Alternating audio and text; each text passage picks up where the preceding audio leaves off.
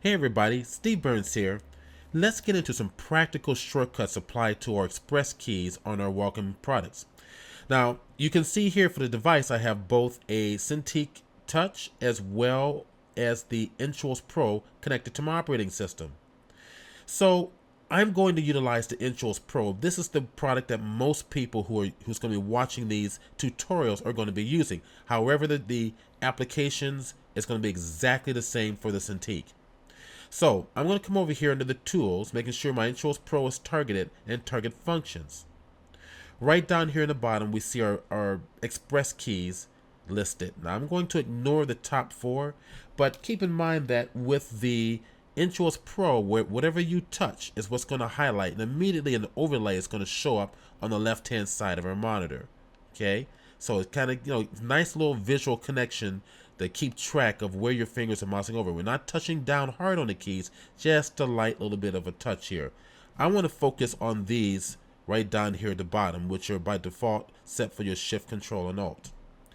Let's start right up here. I'm going to make sure Photoshop is targeted. If Photoshop is not showing up here in the applications, and it won't be by default, come over here to the right hand side, hit the plus, and then select any and all programs that are open on your operating system. All of these are open, so the Wacom driver application is going to recognize it. You can also manually go to your browser and manually navigate to the executable file for your program. All right, I'm going to target OK because it's already done. Photoshop is targeted.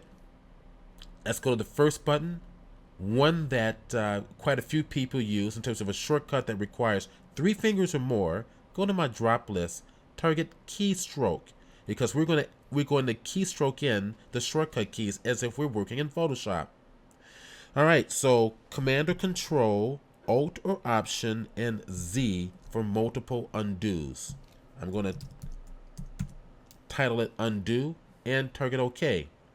The next button I'm going to title Multiple Redos. Once again, keystroke, Command or Control, Shift Z, and we're going to title that one Redos. The next one is one of my favorites, is where if I have 50 or 100 layers, it's actually creating my art piece, but I want to merge them all into a new layer above them all. However, I want to maintain all the layers underneath. I'm going to merge visible into a new layer. Once again, target the shortcut, Command or Control, Alt or Option, Shift E as in Edward. Okay, and then we're going to call this one, I'm going to just go ahead and call it Merge Layers. And target OK. The last one I like to use for creating a brand new blank layer. Now, most people don't know this shortcut, so target the shortcut. Space was what it was defined before. If there's something in the keys here in the menu, simply target clear. Okay, click on clear. So now I'm going to use the shortcut for creating a new layer, Command or Control, Alt or Option, Shift, N as in new. And then we're going to retitle it from space to new layer. How about if we go test these out in Photoshop? Let's go tap on Photoshop. We have it open behind us. Take my finger, mouse over, and take a look right down here in my overlay. I have the new layer is being designated, and I'm going to type it several times. That's it. Very cool. Now let's do something else. Let's go to our top layer, hit the D key for my default for black and white for the foreground color, utilizing my brush. And let's go ahead and place some strokes right down over here. All right. Oh, I went too far. So let's go to that very first button, Undo, and click it as many times as I like. Very, very nice. Oh, no, I went too far back. Look at that. Redo. And let's target this one or click on it to go forward. Okay, very cool, right? So now I want to merge all layers together. And just to show you what I'm talking about here a little better, let's go to the bottom one. New layer. Let's change the foreground color to something like red.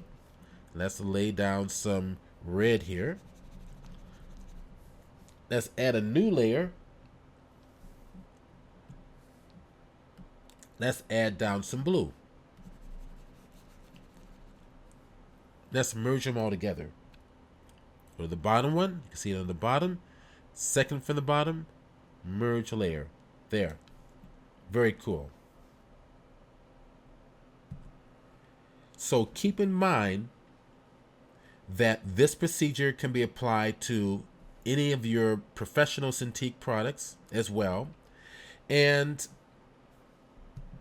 you can apply unique shortcuts to any and all programs in your operating system. So once again, if you're working in Photoshop and you decide to go work into InDesign, then on the fly, these shortcuts are going to just jump right into InDesign. You're going to be working with your Wacom Cintiq pen and pads fluidly, seamlessly, I should say.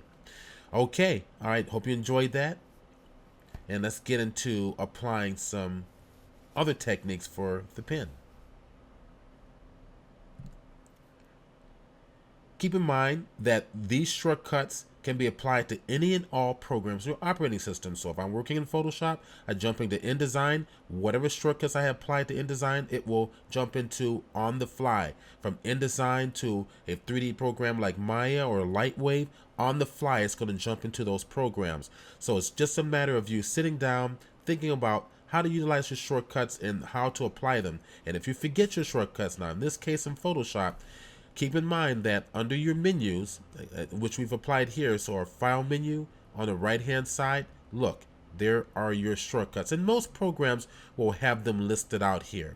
All right, so enjoy the Wacom products, apply the shortcuts that's going to best work for your workflow, and have a more productive experience.